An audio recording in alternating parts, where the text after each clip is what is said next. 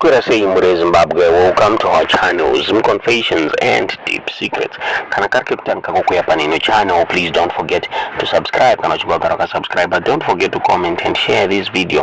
Nasi muri Zimbabwe tawigira nyaya iri kutrenda, nyaya iri kupisa ma streets social media, nyaya ye wave iri kutenderera munyika ya Zimbabwe umo murutaurwa imo muchinzi pane possibility yema fresh elections. Hapana Kumira Mushe ndofunga mulungu sangana nema videos ari kutaura muso penya yoyi yekuti muZimbabwe munokwanisa kuitwa ma fresh elections muri Zimbabwe. So pane audio yatakuvigirai yabuda ichitaurwa ne one of my villages kuchiredzi achitaura iye achiti Zanu-PF yakutofamba ichinyora mazita itsvaga mamembers ayo Zanu-PF zvichinzi vari kutaura ivo vachiti macampaigns akuda kutotanga zvinzwa Mnangagwa vachange vachifamba madistricts ekumasungo vachita maelections macampaigns ari kutanga musi 28 muri Zimbabwe. Tingazive kuti nyaya chokwadi here kana kuti asi pane this audio yatoda kunzwisa yatawana streets social media sources edu. Inzwai this audio mwamatudze zvamurufunga pamusoro penyaya iyi comment section. Pisa mbeu dzatofa nezuva iri, asi nzungu ndo dzata sezviri naniwo hadziri nani, asi chibagwe chatofa nezuva iri. Nhasi kuno sekuru kwakuno musangano kuwadhisenda, saka vanhu vangachinzi vanofanira kuti vanyogwe masero, zvikanzi munofanira kunyora chacho vamuziva kuti ndeye Zanu-PF triple C mudii muvasiye. Nyaya yemavhoti yadini yabudirira, yatobudirira sekuru. Mavhoti ariko gore rino atovako mavhoti, saka vakutotanga kutodii kutokambena. Mavhoti ariko yabudira yemavhoti yatobudirira. Patopuwa list yemadistrict ose ari 7 emasvingo province ari kuzofambiwa naMnangagwa achidii achikambena. Atotagwa nemazita acho: Kuzaka, Bhikita, Mwenezi, Chivi, Chiredzi. Kunoku kuchiredzi ari kuuya musi wa28 March kuchiredzi South ndoko ari kuuya Mnangagwa. Saka vanga chitotaura kuti vanhu vose munenge muchienda ikoko.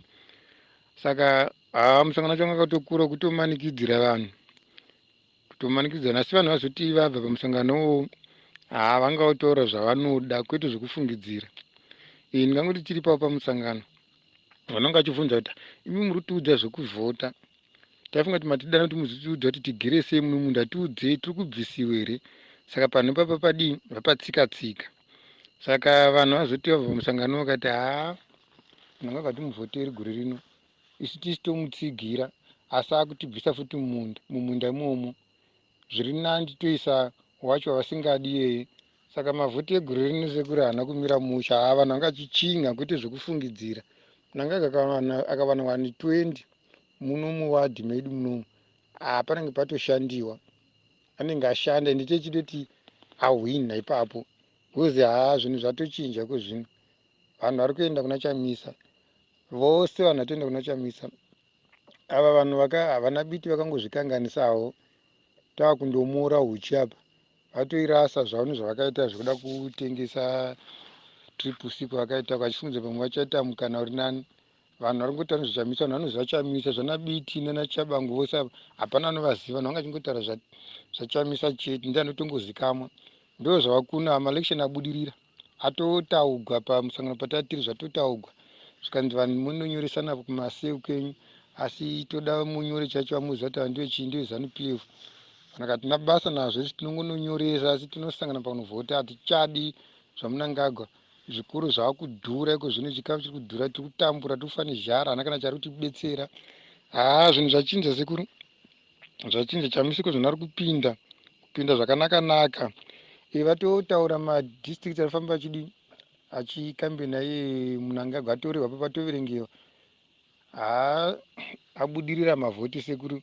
Kwa vanhu vanenge vachitaura kuna Tswana vachiti sezvandiri kuona hangu mugurupu iri kuti vari kuti hakuna zvemafresh election, tongomira 2028. Chivajekesera chokwadi sekuru, vajekesera mavhoti atobudirira.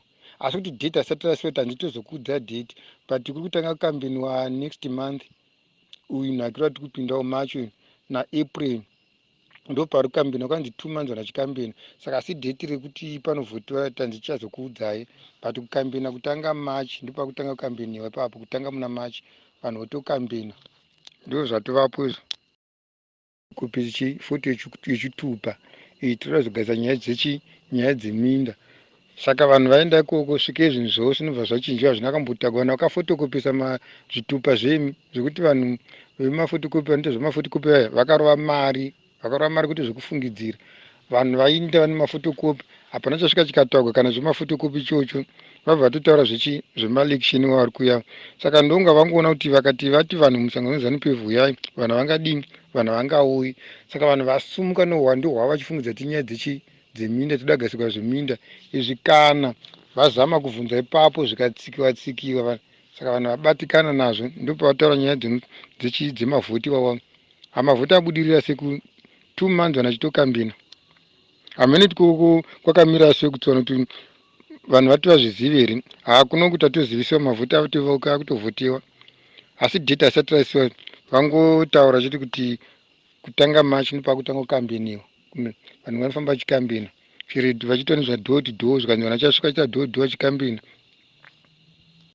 Ndofunga mangozvinzwira mega muri Zimbabwe tisingazive kuti inyaya yechokwadi here kana kuti, asi kutaura kunoku zvakarewo leaders the blue movement yavanosonjamisa vari kutaura ivo vachiti they are demanding a fresh election, vachiti vakabirirwa zvakare. Vanosonjamisa musi wavaisaina condolence book the former late president wekunamibia vakabuda vachitaura ivo vachiti it's not over yet, zvinzi vari kuengeja SADC kuti pagadziriswe, zvinzi they are not going to let Zanu-PF iende ibudirire nekutora kwayakaita muelection yakaitwa musi wa 3 August mugore ra2023.